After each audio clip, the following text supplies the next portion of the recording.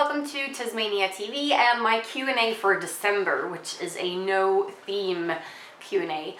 But there are some holiday-related questions in here, and I thought we'd actually start with those. Do you celebrate a holiday in December, and if so, which one? Yes, we celebrate Christmas, but a non-religious version of Christmas because we are atheists. So it's basically hanging out with our families and eating good food. And here in Sweden we also celebrate something called Lucia, which is on the 13th of December. I didn't take part in any Lucia celebrations this year, but I usually do. And it's a light celebration where you kind of dress up and sing some traditional songs. It's a little bit weird tradition if you haven't seen it before because people have lights in their hairs and like white gowns and stuff. So I recommend doing a search on YouTube to see if you can find a traditional Lucia train, Lucia tåg. It's a pretty cool thing that we do and it's a little bit weird. What is your Christmas plan? My Christmas plan is to head north on the 21st with Mr. Tez and the Pooch. And we're gonna go visit his family, spending Christmas Eve and Christmas Day with them. They live up north. And then on the 26th, we'll head to my parents, who live like an hour away from Stockholm, and spend a couple of days there and then be home for New Year's. What is your favorite Christmas memory? I guess I really liked the Christmases growing up, when it was the whole family, and we always went to Grandma and Grandpa's place, and there were lots of kids and fun, and you got a bunch of gifts, and we had all the lovely food, and just very, very traditional. That was, yeah, I really liked that. I had some good Christmases growing up. What to wear to a Christmas party? That depends on your style, obviously, and what kind of party you're going to. Like for me, if I was going to a Christmas party, like a party during Christmas Eve, I'd probably wear like a small black dress. Just keep it simple. But that's not what we're doing. We're not celebrating with a party, we're celebrating with family, so I'll probably wear something more comfortable, but very likely some form of dress. But then again, just wear whatever you like. It all depends what you like. Do you have a favorite thing that you have to do at Christmas, like watch a certain movie or eat a particular food? And is there something you and Mr. Tez may start now that you are married? I wouldn't say that there's something that I have to do, but there are things that occur every single year. For one, in Sweden at 3 o'clock on Christmas Eve, there is a show aired on TV. And it's been airing for so many years, like since my parents were kids, so it is very, very traditional. And what they do is show like Mickey Mouse and Donald Duck's Christmas.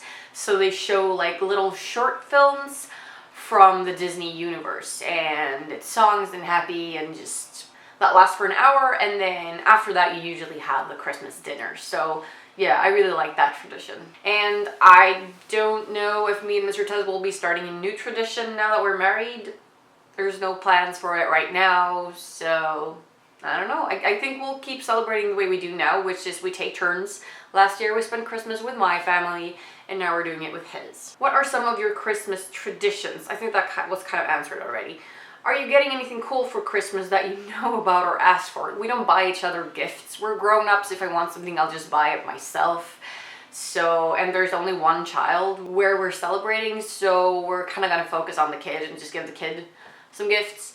And the only kind of thing that we do is we buy like joke gifts. Well, not joke gifts, but it's like just cheap stuff. Every grown-up buys 2 gifts for very little money, and then we kind of do a raffle or a game with it so that you get something at least. But it's not like I don't go out with the intent to buy items to every single person in the family. That would take forever. I don't have the money for that, and we just all kind of realized that we're grown-ups and we don't need to do that anymore. And it's just unnecessary to buy each other crap that we don't really need anyway. So there are better things to spend your money on. Favorite holiday makeup look?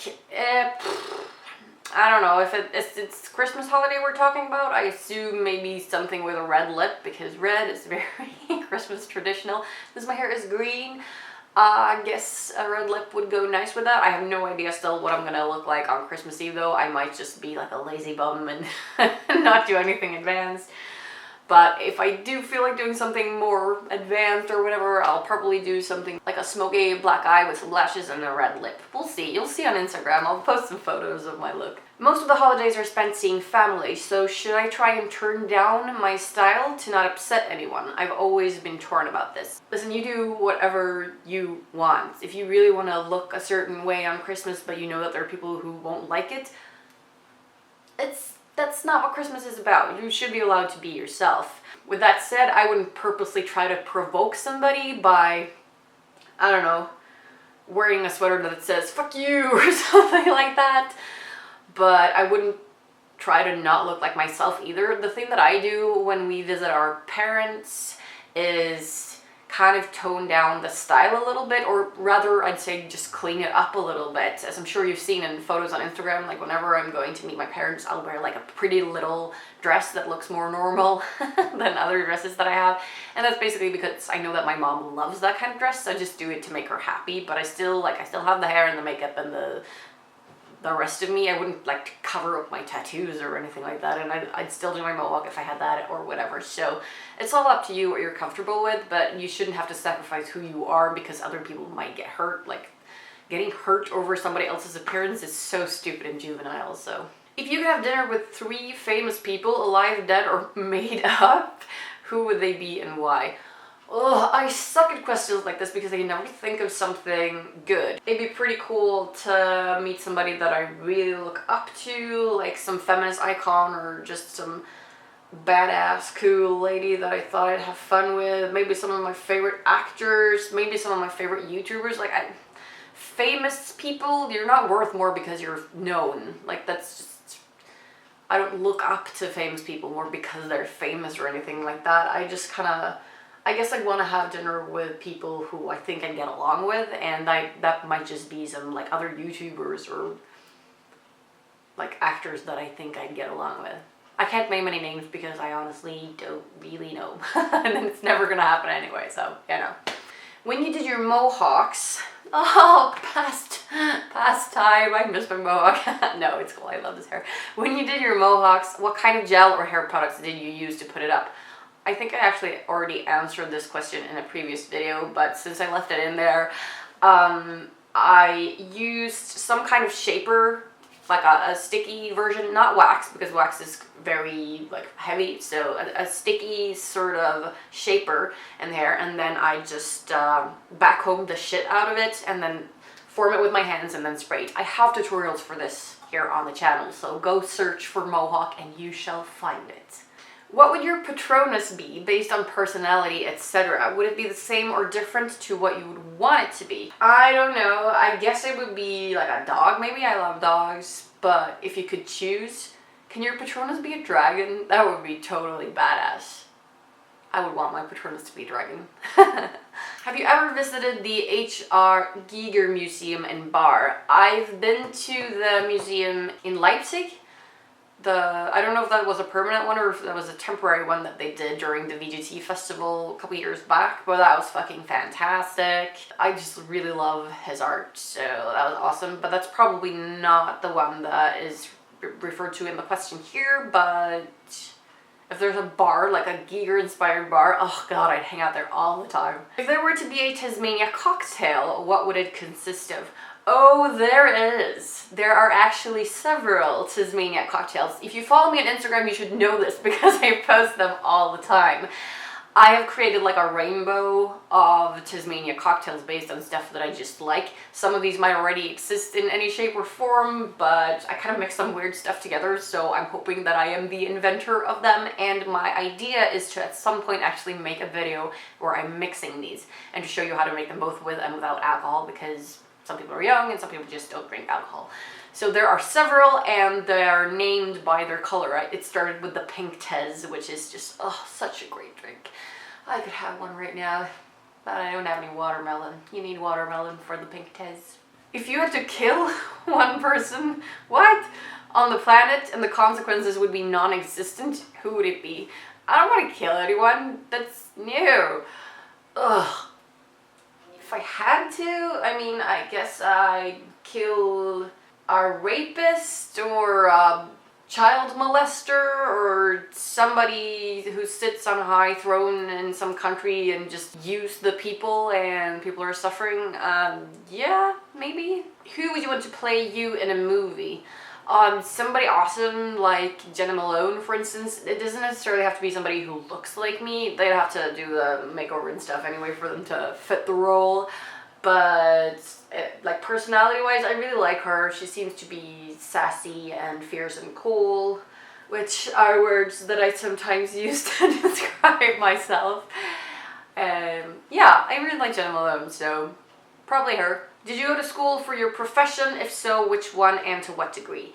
Yes, I did. For one, I went to the university and got a bachelor's degree in gender research. I don't work with gender issues as much as I would love to, but my secondary subject at the university was media and communication studies, and that is a very important part of what I do now as a freelancer. But I'm also a professional makeup artist, so I went to school for that as well. That's not the university though, that's like a makeup school, like a separate private school. So yeah, bachelor's degree, which is 3 years of university full-time, and then the makeup thing. Would you ever consider getting a reptile as a pet? And if yes, what type of reptile would it be? Listen, reptiles are awesome. I like snakes, I like lizards, they're lovely, but I don't want one. There are several reasons for this. One of them is because I really don't like the idea of having to feed somebody living creatures, even if it's tiny little crickets. I don't like that. And I'm kind of at the point in life where I don't like the idea of terrariums anymore. I kind of don't like the idea of cages either. They're lovely and I don't judge or anything like that. You go ahead and have those and take good care of them if you do, but no, that's not, it hasn't been an interest of mine and I don't think it will be. Do you believe in the paranormal, like ghosts, demons, psychic powers, etc.? I do not. I believe in science and the things that I can see. But I would never like judge somebody or undermine somebody who does believe in this stuff. To each their own, man. Do you hate that people insist that you have to be labeled as one thing, like boy or girl, gay or straight? Do you wish it didn't matter, and do you think it would make the world a better place and an easier world to live in for those coming out? Yeah, I've mentioned this in previous videos. I really don't like labels at all. I don't like compartmentalizing people, grouping people just because they have one thing in common. It's just, it makes no sense to me. The only time it makes sense is when you need like statistics for medical reasons or research or stuff like that. Fine, sure. But in everyday life, you don't need to know the gender of a person you meet. You don't need to know their sexuality. You don't need to know these things in order to have a relationship with somebody or just to talk to somebody. Those things do not matter. If you think that they matter, you've just been taught to think that they matter, but they really, really don't. The gender or sexuality or whatever of a person does not make up who they are. It's just part of who they are, and there's nothing you can do about it. So why would it even bother you in the first place? So yeah, a world where people don't constantly feel the need to label each other, I think would be more equal and open-minded, definitely. Do you plan on getting any more dogs? Not at the moment, but it is a great possibility that we would get a little brother for Gaston at some point. But like I said, nothing planned right now. Have you ever traveled to the Czech Republic? If not, are you interested? When I was a kid, like really tiny, like 3 or 4 or something, we went on kind of a Europe road trip by car, and we passed through a bunch of countries, but I can't remember any of this, so it doesn't really count. As a grown-up, no, I have not. But Mr. Tez went to Prague a couple years back. My parents have been there as well. I have friends who have been there, and they all really love it, so I kind of really want to go there. Mostly to drink beer. What is your background in languages? You're from Stockholm, so your first language wouldn't be English. Where did you learn to speak so fluently? So in Sweden, English is mandatory in school from an early age. I think it's from like age 9 or something like that. And we also get to choose a third language when we get a little bit older, and I chose Spanish, as I'm sure you guys know. And also, I mean, English is in all the movies and all the TV shows, just in music, it's all over it. But yeah, the fact that it's mandatory in school, and also I've always been really, really interested in languages. It just kind of comes easy to me, and I think it's fun to learn, so yeah, that's probably why. And the last 2 questions are about language as well. Do you usually speak English or Swedish in your day-to-day life? I speak both. I mean, obviously mainly Swedish because I am Swedish and I live in Sweden, but a lot of the time there's English in there, and me and Mr. Tess sometimes go back and forth. I have friends that don't speak Swedish who I speak English to. Obviously I speak English to you guys. So it's both, but for everyday life, like going to the store or talking to clients or whatever, yeah, it's mainly Swedish. Learning English or Spanish easier out of the languages you speak, which is the most comfortable and effortless for you? English was definitely easier because, again, like I said, it's always been everywhere around you. Spanish is not a difficult language to learn, but we're not as filled up with Spanish culture, I guess, as we are with English-speaking culture. So this just makes it easier to kind of automatically pick it up. And which is the most comfortable and effortless? Well, obviously Swedish, because I am Swedish. So if you guys are missing your specific questions in this video, it's because I've already answered them in a previous video, and I do have a playlist here on YouTube for all of my Q&A videos. So go have a look at that. Thank you so much for everyone who asked a question. Thank you for watching, and I'll see you in my next video. Bye-bye!